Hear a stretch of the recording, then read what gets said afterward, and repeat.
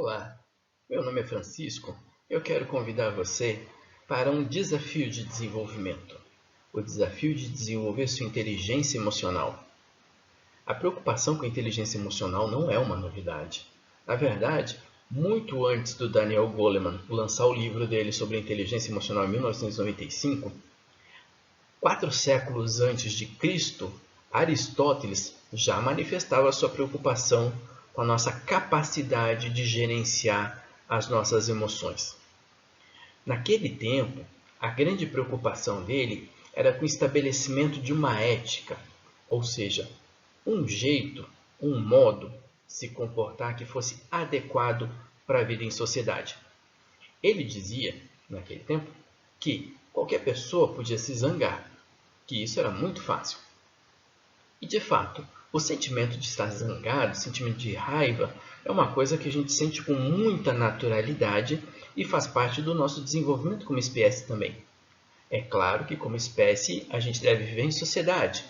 Então, zangar-se, ok, mas zangar-se com a pessoa certa, na medida certa, na hora certa, pelo motivo certo, e expressar isso da maneira certa, isso não é fácil.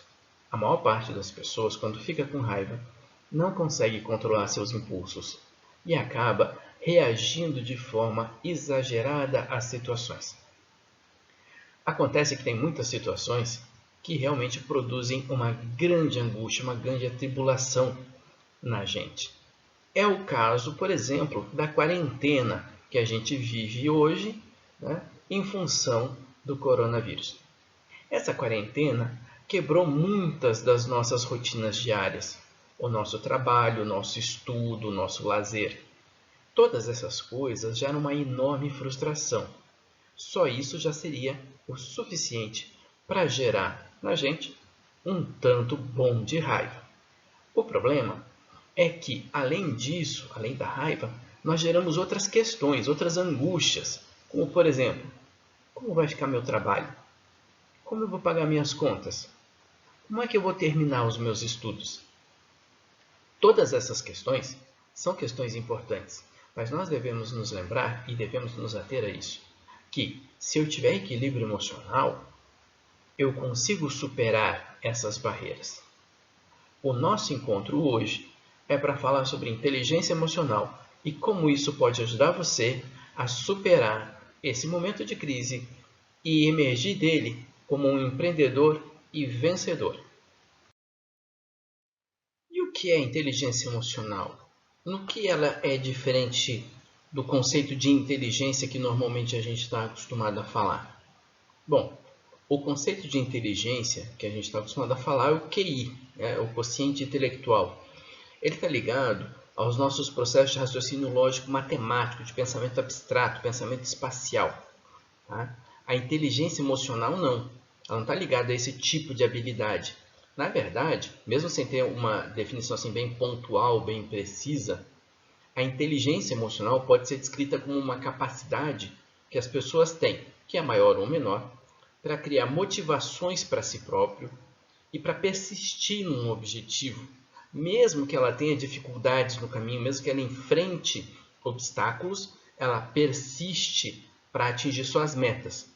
É uma capacidade que a pessoa tem de controlar os seus impulsos internos e saber aguardar o momento certo para poder satisfazer os seus próprios desejos, ou seja, atingir seus objetivos, conquistar as suas metas. É uma capacidade de manter-se em um bom estado de espírito e de impedir que a ansiedade ou a angústia interfira na sua capacidade de raciocinar, de tomar decisões, de fazer a coisa certa no momento certo. Do mesmo jeito que Aristóteles já falava com a gente, né? O equilíbrio, o caminho do meio, fazer a coisa certa no momento certo. Mas envolve também outras habilidades, como ser empático e ser autoconfiante. Então, essas habilidades todas, elas não estão conectadas com a nossa capacidade de raciocinar. Elas estão conectadas com outras habilidades que nós temos, com outras capacidades que nós temos, que dizem respeito a como nós nos sentimos como nós lidamos com os nossos próprios afetos, nossas emoções, e como nós conseguimos lidar com os outros, do jeito que os outros são, nas diferentes condições em que nós temos que nos interagir com essas pessoas, nos diferentes lugares, nas diferentes oportunidades. Inteligência emocional é necessária até para quando a gente está sozinho e tem que lidar com a gente mesmo, que é o caso, por exemplo, do nosso período de quarentena, né? Ela fica mais exigente e mais necessária à medida em que as situações são mais complexas. Embora a vida social por si seja uma das situações mais complexas que nós vivemos, provavelmente viver em família, fechado, enclausurado, vai ser uma dessas questões que vai deixar a gente bem angustiado, bem irritado, cheio daqueles sentimentos. E então saber domar esses sentimentos, equilibrar, manter um bom estado de espírito, isso também é ter inteligência emocional. Então tem que ter um equilíbrio das coisas para a gente poder dizer que tem inteligência emocional. Se a gente está perdendo o controle, se a gente se exaltera muito fácil, né? Muitas vezes isso é um sinal de que a gente não tem tão desenvolvida nossa habilidade, nossa inteligência emocional, quanto podemos ter. O estudo da inteligência emocional ele está ligado ao estudo do QI. Por quê? Durante o estudo do QI, durante os vários processos que se fez, tentando utilizar o QI para predizer o desempenho e o rendimento das pessoas, tanto no mundo do trabalho, quanto na questão da convivência social, se percebeu que o QI puramente não consegue prever todas as aptidões ou todas as interfaces que nós temos com o mundo, tanto do trabalho quanto da vida social. A partir disso, diversos pesquisadores tentaram defender ou definir estratégias e teorias que pudessem prever de forma mais adequada como seria o desenvolvimento de uma pessoa ao longo da vida, levando em consideração essas habilidades intelectivas. De todas as propostas teóricas que a gente conseguiu montar ao longo do tempo e até o presente, quem chegou mais perto de dar uma explicação satisfatória da grande quantidade de diferenças que nós temos foi Howard Gardner. Gardner é um psicólogo norte-americano que desenvolveu uma teoria que ele chamou de teoria das inteligências múltiplas. Como é que ele chegou a essa teoria? Ele chegou a essa teoria observando crianças em idade escolar e adolescentes ao longo do seu desenvolvimento na escola. O que ele buscava naquele momento não era construir uma teoria de inteligência, mas entender como essas pessoas se desenvolviam e como elas atingiam altos graus de realização e de satisfação com a vida. Foi nisso que ele percebeu que o QI não poderia ser um bom preditor, porque ele correspondia só a uma pequena parcela das habilidades e potenciais que todas as pessoas têm. Levando isso em consideração, ele começou a elencar um conjunto de habilidades que ele chamou de inteligências. Essas inteligências incluíam também as habilidades que nos levam a ter um QI elevado, que são as habilidades de raciocínio lógico-matemático e as habilidades de raciocínio verbal. A própria habilidade visoespacial, ele entende que tem que ser muito mais ampliada para a gente poder falar daquilo como inteligência. Mas duas formas de inteligência ganharam muito destaque com essa abordagem do Gardner: a inteligência interpessoal e a inteligência intrapessoal. A interpessoal, como o nome já diz, é aquela que estabelece a relação entre pessoas. É uma capacidade que nós temos de compreender os outros. Essa capacidade é maior ou menor de acordo com as nossas aptidões e experiências, mas isso nos permite reconhecer o que motiva os outros, como os outros trabalham, como os outros se relacionam, como eu posso conseguir trabalhar de forma cooperativa com alguém, porque uma pessoa em particular apresenta certas vontades, anseios e desejos, e eu não vou conseguir trabalhar cooperativamente com ela se eu não conseguir reconhecer isso. Pessoas que trabalham com vendas, políticos, professores, Psicólogos clínicos, líderes religiosos que são bem-sucedidos, provavelmente são indivíduos que têm um alto grau de inteligência interpessoal, porque eles conseguem se relacionar de maneira muito produtiva com as pessoas à sua volta, mesmo que elas sejam muito diferentes umas das outras. Junto com a inteligência interpessoal, tem um outro tipo de inteligência, que é a inteligência intrapessoal, aquela que é voltada para dentro do indivíduo. Essa aptidão permite que você forme uma imagem de você muito precisa, muito clara, com suas forças e, claro, também suas fraquezas. Por quê? Porque isso te permite agir de uma forma mais eficaz em todos os aspectos da sua vida. Quando você é capaz de reconhecer como você funciona, de que forma você reage, como você lida com as suas emoções, isso te permite trabalhar de uma forma muito mais efetiva, produzindo situações que têm resultados mais favoráveis para você e para as pessoas que estão à sua volta. A inteligência emocional tenta agregar esse conhecimento desenvolvido pelo Howard Gardner e desenvolver um estudo mais aprofundado desses aspectos. Ao unir esses elementos, inteligência intra e interpessoal, os estudiosos da inteligência emocional chegaram à conclusão de que a gente precisava de 4 elementos ou 4 pilares básicos que serviriam para desenvolver esta habilidade que a gente chama de inteligência emocional. O primeiro pilar dessa inteligência emocional é a autoconsciência, que é a capacidade que a gente tem de estar consciente ao mesmo tempo do nosso estado de espírito e dos nossos pensamentos sobre esse estado de espírito. Nós precisamos ter conhecimento do que estamos sentindo e do que pensamos sobre isso que sentimos. Então, muitas vezes, nós conseguimos ter acesso aos nossos sentimentos, às nossas emoções, mas não sabemos o que fazer com eles. Né? Ter autoconsciência é reconhecer esse estado de espírito, esse afeto, essa emoção, quando ela ocorre, não depois, não olhando em perspectiva. Então, ter autoconsciência é no presente, ter autoconsciência é no momento atual. Você precisa saber como você se sente agora. Porque se você souber como você se sente agora, você vai ter a oportunidade de modificar o que você está sentindo. E para isso, nós temos 3 estruturas básicas de pessoas que podem ser mudadas com o empenho da pessoa. As pessoas que são autoconscientes, ou seja, as que estão atentas o tempo todo ao que sentem e ao que pensam sobre o que sentem. As pessoas que estão mergulhadas nos seus afetos, ou seja, elas vivem esses afetos de forma não regulada, não mediada. Eles dizem assim, os afetos são assim mesmo, é desse jeito que as coisas funcionam, e você tem que viver os afetos profundamente quando eles acontecem. Essas pessoas, mais das vezes, são pessoas que mudam de humor muito facilmente, e você percebe elas como sendo pessoas instáveis.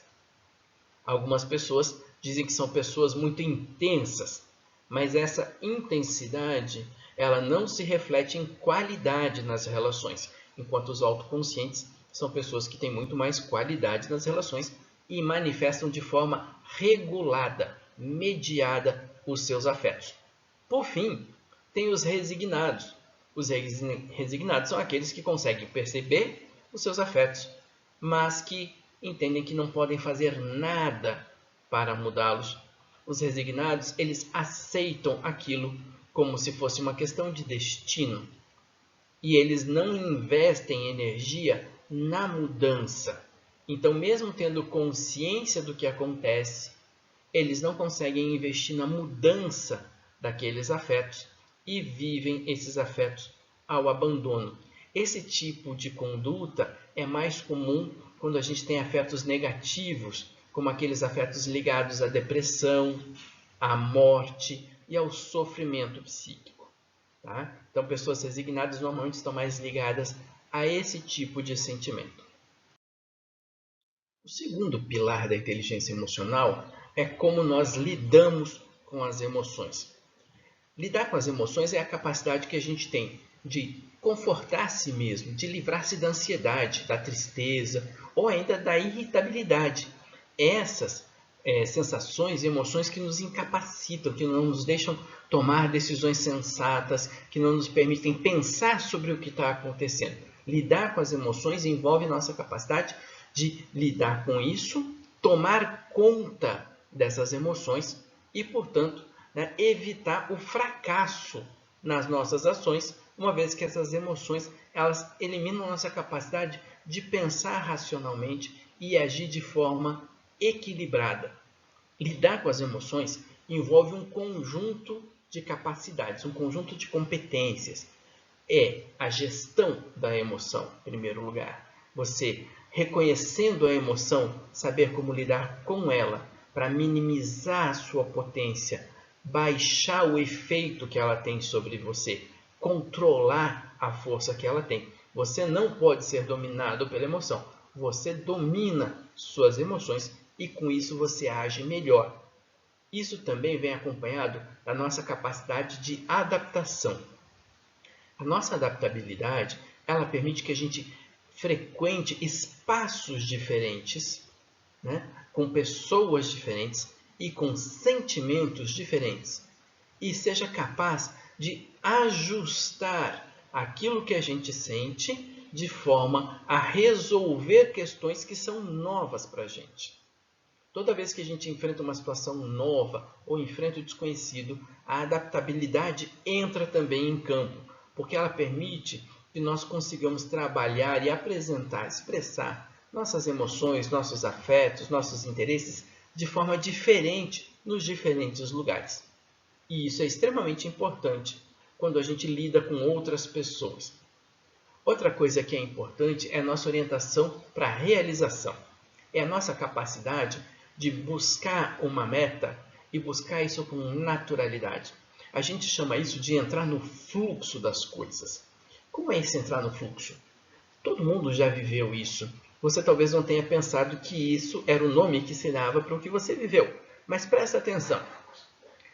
Quando você está fazendo uma atividade que você gosta, te dá prazer e você se sente realizado fazendo ela, parece que o tempo voa à sua volta. O mundo parece desconectado e você só sabe daquilo que você está fazendo naquele momento. Isso é entrar no fluxo. É você se conectar com a atividade e vivê-la intensamente. Você não tem pressa, receio, medo. Não, você não tem mais nada. Você entra no fluxo dessa atividade e ela faz parte de você e você é ela ao mesmo tempo. Essa é uma forma de lidar com as situações, fazendo com que você se entregue para as ações. E com isso você atinge suas metas com muito mais facilidade. E claro, é preciso também uma visão otimista. Com tudo que a gente vive, é preciso otimismo. Não é um otimismo do mundo de Poliana, aquele lá em que tudo vai terminar bem, maravilhosamente bem. Não, não é esse o otimismo. É o otimismo no sentido de, mesmo que eu tenha problemas, eu sou capaz de resolvê-los. Mesmo que eu enfrente obstáculos, eu sou capaz de superá-los. Mesmo que eu tenha que enfrentar novas situações e situações difíceis, eu sei que eu seguirei em frente e conseguirei vencer. Ser otimista não é meramente ser um sonhador. Ser otimista é uma atitude positiva em relação à vida, em relação às pessoas, em relação às coisas que a gente faz. Então, lidar com as emoções envolve essas 4 capacidades básicas. Saber gerir as suas emoções, controlá-las adequadamente, ser flexível, ser adaptável, poder se situar em diferentes condições, com diferentes pessoas, diferentes culturas, podendo mudar o que você sente, podendo gerir o que você sente, sem mudar quem você é. Ter orientação para a realização e ser otimista. Esse é o segundo pilar da inteligência emocional. O terceiro pilar da inteligência emocional é a empatia. A empatia é uma capacidade que todos nós temos. É a nossa capacidade de reconhecer a emoção do outro. Do mesmo jeito que a autoconsciência nos permitiu conhecer as nossas emoções e entrar em contato com o que a gente sente, a empatia permite que a gente entre em contato com o que o outro sente. Esse elemento é essencial para a nossa vida social, para a nossa vida em comunidade, para a nossa vida no trabalho.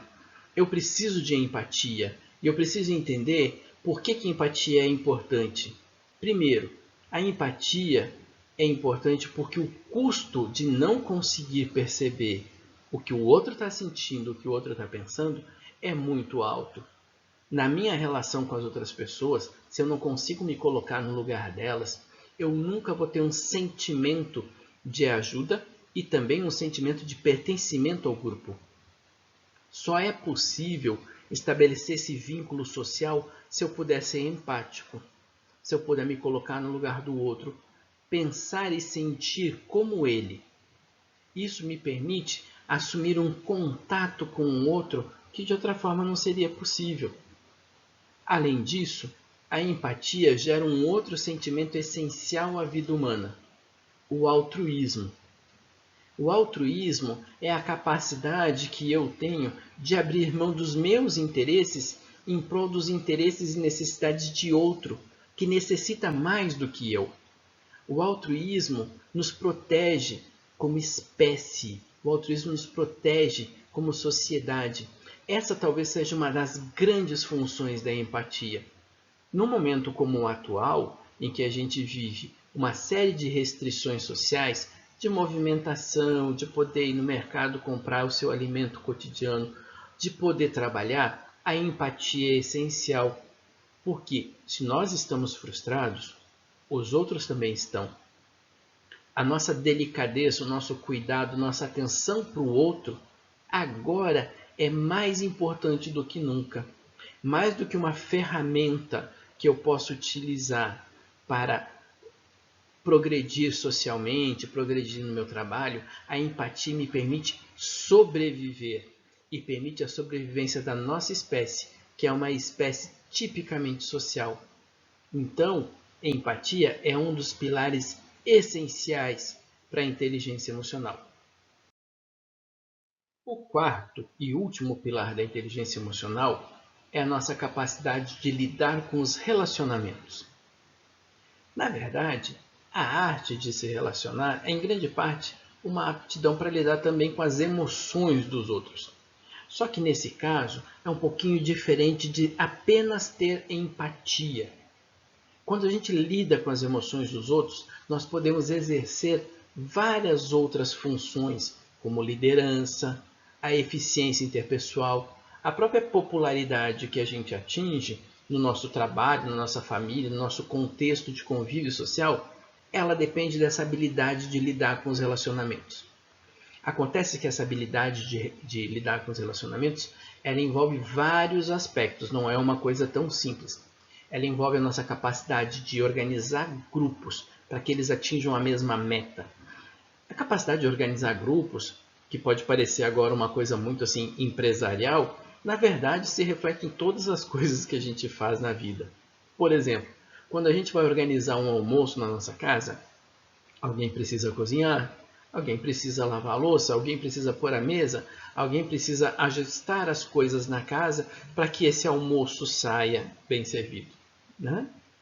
Então, quando a gente tem uma família, quando a gente tem companheiros, né, filhos, filhas, que podem nos ajudar, saber organizar o grupo, conseguir guiá-lo, liderá-lo nessa atividade, com naturalidade, com tranquilidade, fazendo com que as coisas sejam leves, isso torna a relação muito mais agradável e prazerosa. E o grupo trabalha pela meta com muito mais facilidade.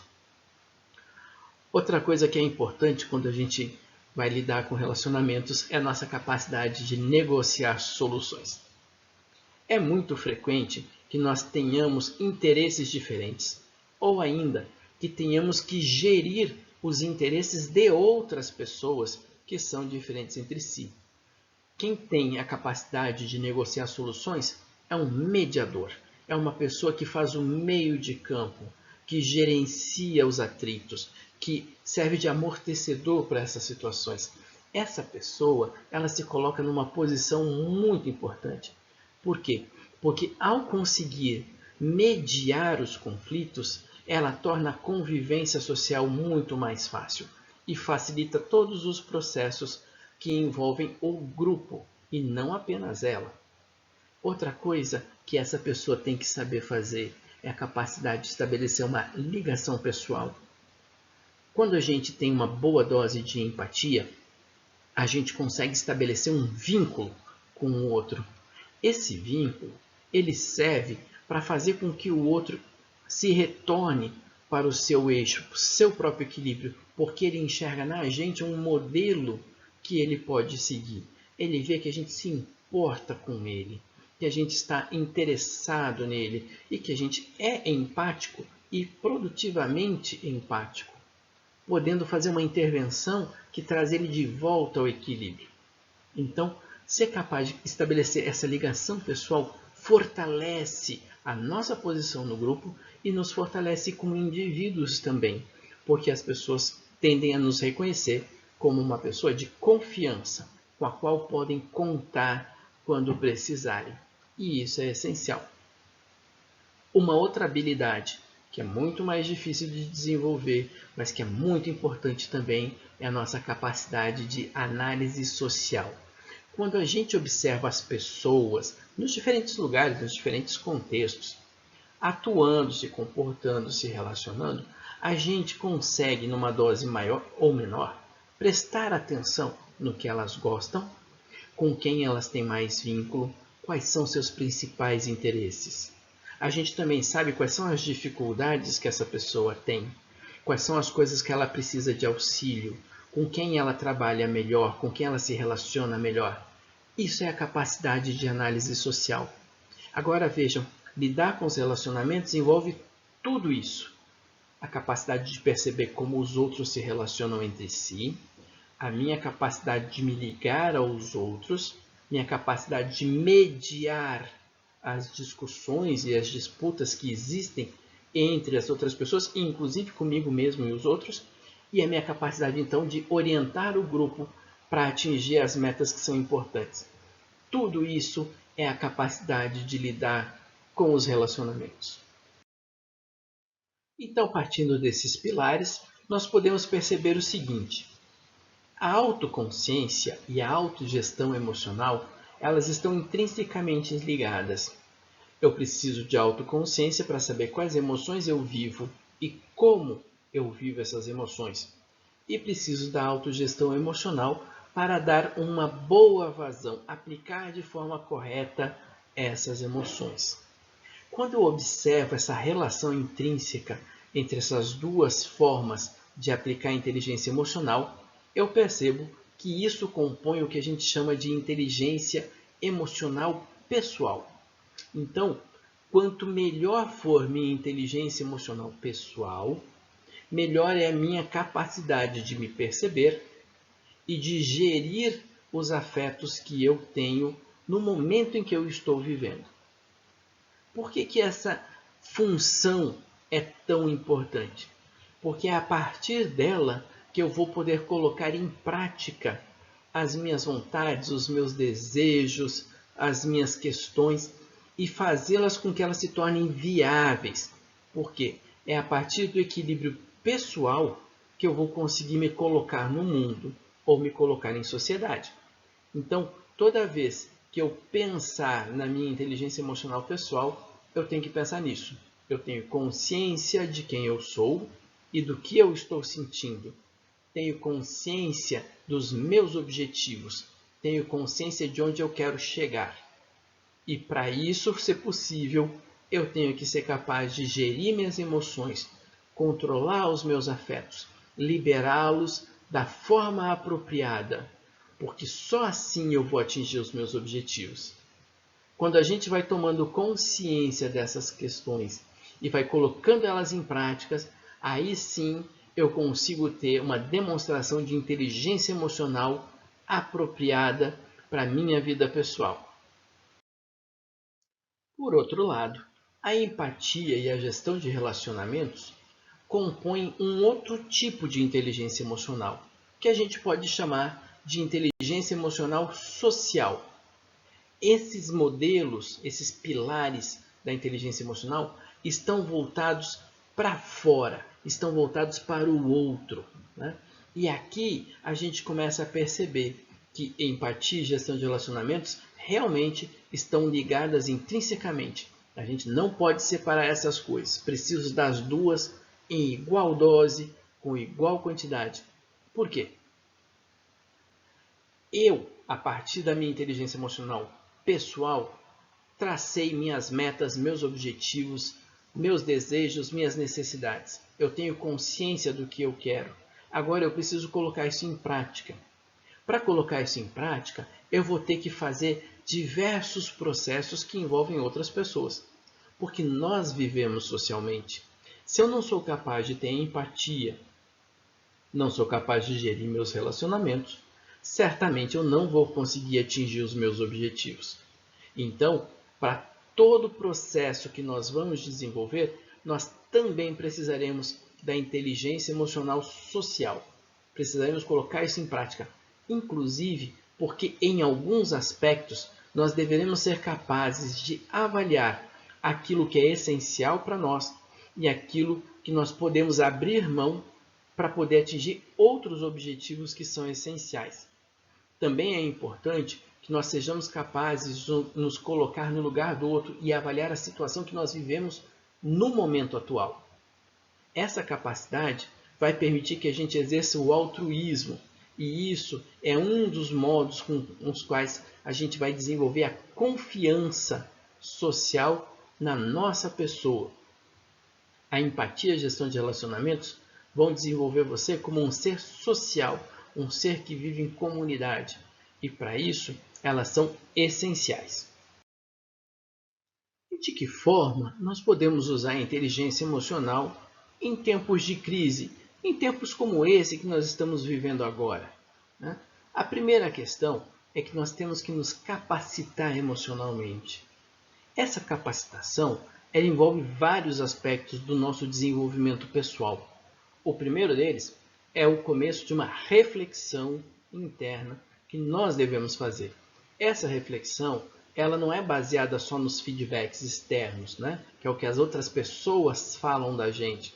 Ela é baseada num balanço que nós devemos fazer se aquilo que nós estamos sentindo, nossas emoções, se elas estão nos guiando e nos arrastando como um maremoto que leva tudo pela frente, ou se as nossas emoções são uma ferramenta para a gente conquistar as nossas metas e os nossos objetivos. Nós temos que fazer uma avaliação objetiva dessa questão. Essa reflexão só pode ser feita por nós mesmos, porque muitas vezes nossas escolhas causam impactos diferentes nas diferentes pessoas, mas elas não sabem da nossa intencionalidade. Então nós precisamos saber se as nossas escolhas são adequadas para as nossas metas. Essa é uma coisa que requer muito autoconhecimento. A gente já viu que o autoconhecimento é a chave para que a gente possa ter contato com as nossas emoções, com os nossos afetos, para que a gente possa ter consciência daquilo que a gente deseja, de quais são nossas metas. Uma vez que a gente tenha clareza sobre esses elementos, aí sim nós poderemos ser os gestores, os gerentes das nossas próprias emoções. E vamos escolher de que forma nós devemos aplicar as emoções. Porque de um jeito ou de outro nós precisamos delas para saber se nós estamos satisfeitos, se nós estamos felizes ou se nós estamos frustrados, chateados. Precisamos fazer a medida das nossas emoções. Uma vez que nós tenhamos atingido esta fase, que é a capacitação emocional, essa capacidade de vencer as nossas paixões, né, e atingirmos aquele estágio de equilíbrio que a gente viu que é essencial para a vida, aí nós podemos dar o próximo passo, que é a capacidade de agir sobre os outros, sobre o ambiente à nossa volta e interagir com ele de uma forma muito mais produtiva. Profissionalmente, você também tem algumas etapas a cumprir. A primeira delas é capacitar-se tecnicamente estudando a sua área de trabalho. É claro que estudar é uma coisa que deve fazer parte da sua vida até o fim da vida. Não tenha nenhum receio de continuar estudando, se aprimorando, se aperfeiçoando. Quanto melhor a gente é tecnicamente, mais abrangente é a nossa capacidade de fazer e de inovar. Por isso, além da capacitação técnica que você faz estudando, você deve também conhecer o mercado de trabalho no qual você está inserido. Seja como um empregado, seja como um empreendedor, conhecer o mercado de trabalho envolve diversos aspectos, como, por exemplo, os custos básicos de operação, se o espaço que você vai alugar ou vai comprar é adequado para a finalidade do seu trabalho, a organização espacial da sua cidade, para saber se o fluxo de pessoas ali é favorável ao tipo de serviço que você quer prestar. Conhecer mercado de trabalho envolve todos esses aspectos e nenhum deles pode ser negligenciado. O seu trabalho é justamente conhecer o mercado para criar os melhores diferenciais que você possa. O que são esses diferenciais? Diferenciais são elementos que transformam o seu nome em uma marca, não apenas numa identidade pessoal. Você deve estar unido, consolidado com fatores que fazem você ser um destaque. Por exemplo, se você vai trabalhar num mercado em que todas as pessoas fazem as coisas iguais, você tem que saber fazer alguma coisa a mais. Se você é uma pessoa que vai trabalhar, constituindo uma empresa de joias, só vender joias pode não ser o suficiente. Talvez você tenha que aprender, por exemplo, a personalizar joias. Não apenas fazer um ajuste, mas, por exemplo, como é que se faz para agregar valor a uma peça? Como é que se grava um nome? Quais as ferramentas são necessárias para isso? O que as pessoas desejam? O seu diferencial está em antecipar os desejos dos outros e criar necessidades que não existiam antes. Quem faz isso não apenas cria um diferencial, cria um nicho de mercado para o qual não vai ter concorrência. E se você chegou aqui, você vai poder usar a inteligência emocional e crescer.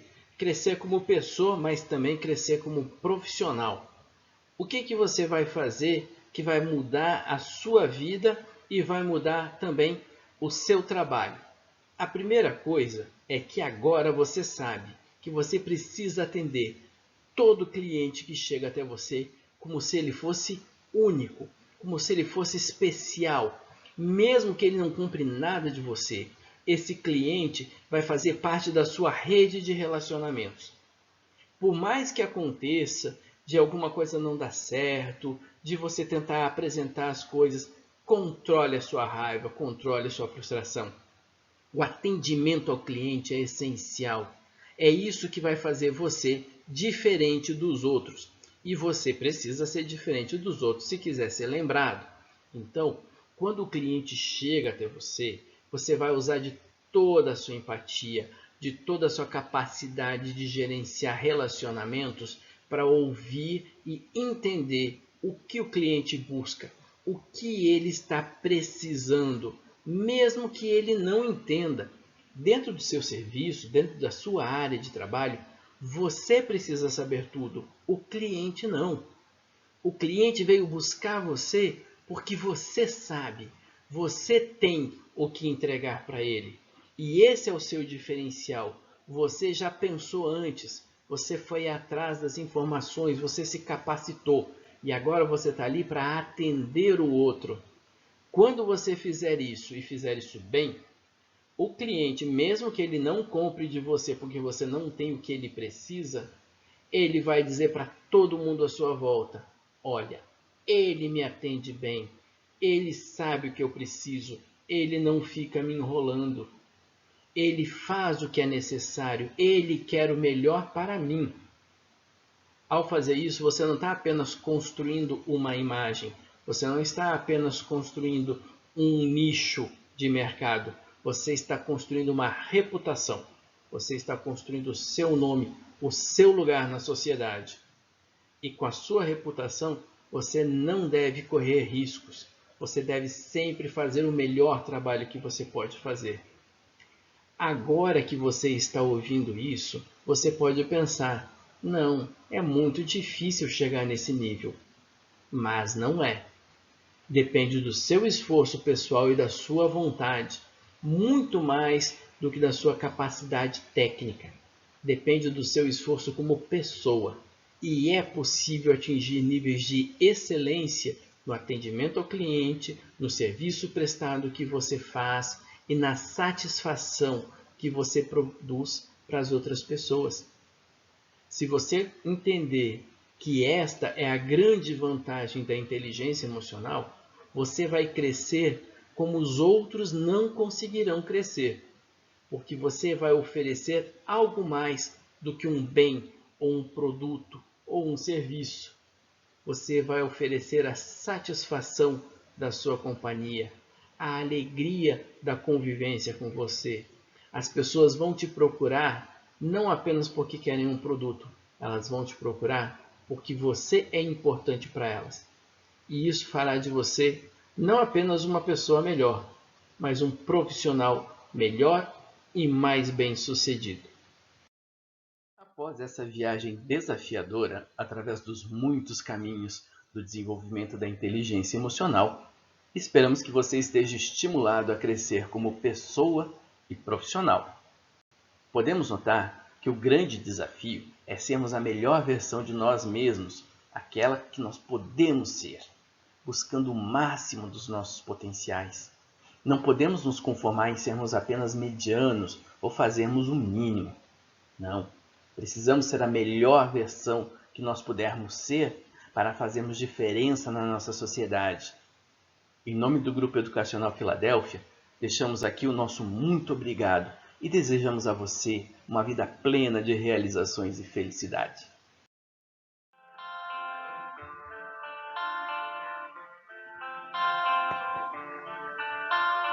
Pai, eu quero te amar, tocar o teu coração e derramar aos teus pés. Mais perto eu quero